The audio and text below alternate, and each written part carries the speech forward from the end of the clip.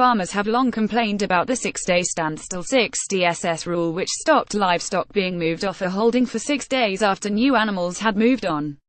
The law was introduced in the wake of the 2001 foot-and-mouth disease outbreak, when it became clear unrestricted cattle movements had contributed to the spread of the disease. But the 6DSS rule's impact on showing animals and selling stock quickly made it unpopular, to the point where farming groups in England and Wales pushed for changes which gave more flexibility.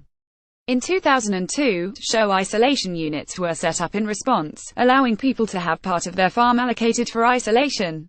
It did not cost anything to certify the units, but there were a basic set of requirements, such as double fencing fields.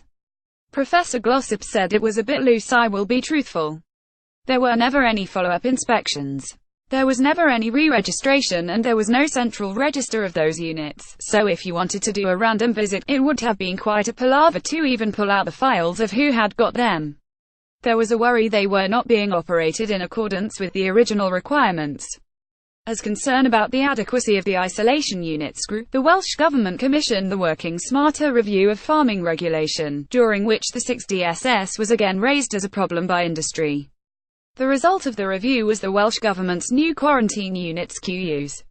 More than 5 years ago, we started working with industry to figure out how we could provide them with an alternative to the 6DSS which still met our basic need to limit the spread of disease, Professor Glossop said.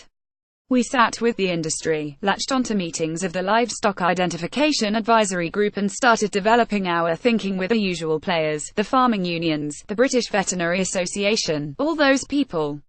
Ideas. The industry had different ideas to Professor Glossop about what a quarantine unit would look like.